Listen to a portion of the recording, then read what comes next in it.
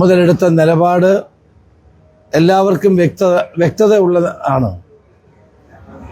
ഈ കേസുമായി ബന്ധപ്പെട്ട് അയ്യപ്പന്റെ സ്വർണം കടത്തിയവരാരാണെങ്കിലും അവരുടെ പേരിൽ നിയമപരമായ നടപടി ഉണ്ടാകണം. നിയമം എല്ലാവർക്കും ഒരുപോലെയാണ്. ആരും നിയമത്തിന് അതീതരല്ല. അപ്പോൾ നിയമത്തിന് വഴിക്ക് പോകട്ടെ എന്നാണ് എനിക്ക് പറയാനുള്ളത്. ഇതുമായി ബന്ധപ്പെട്ട മറ്റ് വിവരങ്ങൾ നമ്മുടെ കയ്യിൽ ലഭ്യമല്ല. അതുകൊണ്ട് അതിനെപ്പറ്റി കൂടുതൽ പ്രതികരിക്കാൻ നിവർത്തിയില്ല. പക്ഷെ ഒരു കാര്യം വളരെ വ്യക്തമാണ്, ഇനിയും ഇതിനേക്കാൾ വലിയ വമ്പൻ സ്രാവുകൾ പിടിക്കപ്പെടേണ്ടതായിട്ടുണ്ട്. അവരൊന്നും രക്ഷപ്പെടാൻ പോകുന്നില്ല. ശബരിമല അയ്യപ്പന്റെ സ്വർണം കവർന്നവരാരാണെങ്കിലും അവരെല്ലാം നിയമത്തിന് മുമ്പിൽ കൊണ്ടുവരണമെന്ന് തന്നെയാണ് ഞങ്ങളുടെ നിലപാട്. അതൊന്നും എനിക്കറിയില്ല. അതൊന്നും എനിക്കറിയാൻ വയ്യാത്ത കാര്യം ഞാനെങ്ങനെ പറയുന്നത്. എല്ലാവർക്കും നിയമം ഒരുപോലെയാണ്. ആരും നിയമത്തിന് അതീതരല്ല. Law will take its own course.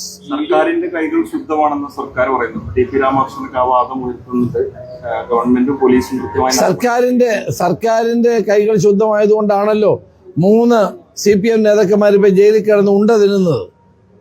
3 CPMന്റെ ഉന്നത നേതാക്കന്മാർ ജയിലിൽ കിടക്കുകയാണല്ലോ. എത്ര തവണ ജാമ്യത്തിന് അപേക്ഷ കൊടുത്തു? ജാമ്യം കൊടുത്തോ? എത്ര തവണ പരാമർശങ്ങൾ നീക്കണമെന്ന് ആവശ്യപ്പെട്ടുകൊണ്ട് സുപ്രീം കോടതി വരെ പോയി? സുപ്രീം കോടതിയോ ഹൈക്കോടതിയോ ഇവർക്ക് ജാമ്യം അനുവദിക്കുകയോ ഇവരുടെ പേരുള്ള പരാമർശങ്ങൾ നീക്കുകയോ ചെയ്തോ? ടി.പി. രാമകൃഷ്ണൻ ഏത് ലോകത്താണ് ജീവിക്കുന്നത്? 3 പാർട്ടി നേതാക്കന്മാർ ജയിലിൽ കിടക്കുകയാണ് ശബരിമല സ്വർണ്ണ കേസുമായി ബന്ധപ്പെട്ടത്. അവിടെ അപ്പോഴാണ് കൈകൾ ശുദ്ധമാണെന്ന്. എന്താണ് ഈ പറഞ്ഞുകൊണ്ടിരിക്കുന്നത്? ഇതൊക്കെ ജനങ്ങൾ കണ്ടുകൊണ്ടിരിക്കുകയല്ലേ? അല്ല, ഞാൻ അതുകൊണ്ടാണ് നിയമത്തിൻ്റെതായ രീതിയിൽ പോകട്ടെ. ഞങ്ങളിത് വാച്ച് ചെയ്തുകൊണ്ടിരിക്കുകയാണ്.